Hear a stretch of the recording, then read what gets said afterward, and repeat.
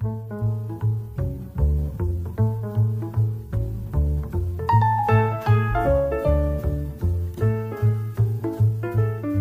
à vous, moi c'est Gabrielle. Et moi, c'est Sophia. Bienvenue sur notre chaîne Confluence. Aujourd'hui, on se penche sur une décision assez forte en Espagne, le blocage de dizaines de milliers d'annonces Airbnb.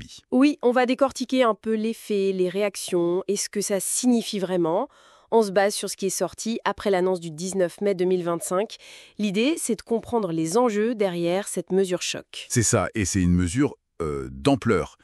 Près de 66 000 annonces, enfin 65 935 pour être précis, sont visées par le ministère espagnol des droits des consommateurs. D'accord, et la raison officielle, c'est quoi? Alors, officiellement, c'est la non-conformité. Il manque des numéros de licence, parfois les infos sur le propriétaire sont pas claires, parce que c'est un particulier, une entreprise, ou alors des numéros de licence carrément invalides. Un grand ménage administratif, en apparence. En apparence, oui. Mais bon, difficile de ne pas faire le lien avec la crise du logement rabat, non? Les chiffres sont quand même dingues. Ah oui, clairement. Le contexte est hyper tendu. Les loyers ont quasiment doublé en 10 ans. Doublé, ouais. Ouais.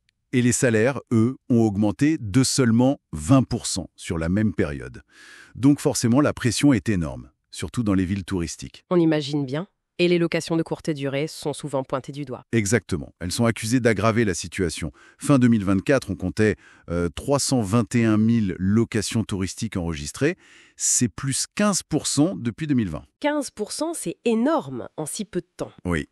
Et ça a provoqué pas mal de manifestations, des gens qui réclamaient des actions. Il y a des exemples concrets, des villes qui bougent. Barcelone, par exemple, ils envisagent carrément d'interdire toutes les locations touristiques d'ici 2028. Carrément toutes, c'est radical. C'est dire le niveau de ras-le-bol, quoi. Et le discours politique suit. Le ministre Pablo Bustinduy a été très clair. Il a dit un truc du genre « plus d'excuses ». Faut arrêter de protéger ceux qui font du droit au logement un business. Un message fort. Oui, une volonté affichée de mettre fin à ce qu'ils appellent le manque de contrôle et l'illégalité. Et face à ça, Airbnb, ils réagissent comment? J'imagine qu'ils contestent. Ah oui, immédiatement. Ils ont annoncé faire appel. Leur défense, en gros, elle a 2 points. D'abord, ils disent « Attendez, est-ce que ce ministère a vraiment le droit de réguler ce secteur ?» Ah, une question de compétence. Voilà. Et ensuite, ils estiment que le ministère n'a pas prouvé, de manière suffisante, que chaque annonce retirée était vraiment non conforme. Il manque des preuves spécifiques selon eux. D'accord, c'est technique comme défense. Ils ajoutent autre chose? Oui, ils rappellent qu'ils demandent déjà à leurs hôtes de respecter les règles locales. Ils soulèvent un point intéressant. Certaines annonces seraient peut-être des locations saisonnières, pas purement touristiques.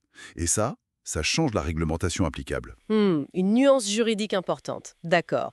Et au-delà de ce bras de fer juridique, sur le terrain, ça donne quoi? Les habitants, les propriétaires, ils en pensent quoi? Alors, sur les habitants, surtout dans les zones très touristiques, le soutien semble assez large. Forcément, ils voient ça comme une réponse à la hausse des loyers, à la gentrification. Logique. Mais côté propriétaire, c'est plus mitigé. Il y a des gros investisseurs, bien sûr, mais aussi beaucoup de petits proprios pour qui c'est un complément de revenu essentiel. Surtout que l'économie reste fragile pour certains depuis la crise de 2008. Eux, forcément, ils sont inquiets. Oui, on touche à la complexité du truc. Retirer des annonces, ok. Mais est-ce que ça règle le fond du problème? Est-ce qu'on ne risque pas juste de pousser tout ça dans l'illégalité? C'est une vraie question, et un risque, oui. L'efficacité à long terme, elle est débattue. Est-ce qu'on traite le symptôme le plus visible, les plateformes, sans s'attaquer à la cause profonde? Parce que, faut pas oublier le manque criant de logements neufs en Espagne. Ah oui, il y a des chiffres là-dessus. Moins de 100 000 logements construits par an pour 400 000 nouveaux habitants chaque année. Le calcul est vite fait, quoi. Donc pointer du doigt Airbnb, c'est facile politiquement, mais ça ne crée pas d'appartements. C'est un peu ça. La responsabilité des plateformes, dans l'accélération du phénomène, elle est là, c'est sûr. Mais ça s'inscrit dans un problème plus large, d'offre de logement, de politique d'urbanisme. Si on tape que sur les plateformes, sans un vrai plan de construction ou de rénovation à côté, on risque juste de déplacer le problème, en fait. Et du coup, les conséquences plus larges, est-ce que d'autres pays pourraient s'en inspirer? On pense à la France, l'Italie. Ah, c'est très possible. Un effet domino, oui. Si l'Espagne obtient gain de cause, ou si ça a l'air de marcher localement, ça peut donner des idées ailleurs. Mais il y a d'autres impacts potentiels. Comme quoi, par exemple?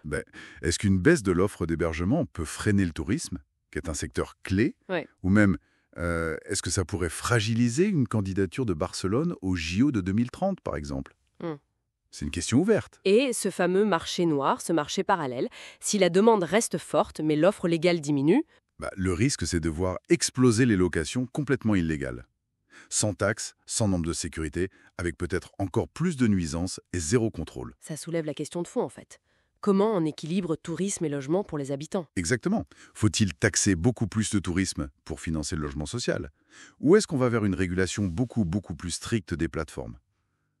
Ou une longue bataille juridique? En tout cas, ça donne vraiment matière à réflexion sur l'avenir du logement, du tourisme, de nos villes en fait. Tout à fait. Cette décision espagnole, elle ouvre plein de questions et elle montre bien les choix difficiles auxquels on est confronté avec la digitalisation et la pression sur nos villes. C'est clair. Une affaire à suivre de très très près. Si cette analyse vous a intéressé, n'hésitez pas à laisser un like et puis à vous abonner à Confluence. Et partagez vos réflexions en commentaire, ça nous intéresse. Merci de nous avoir écoutés. Merci et à bientôt.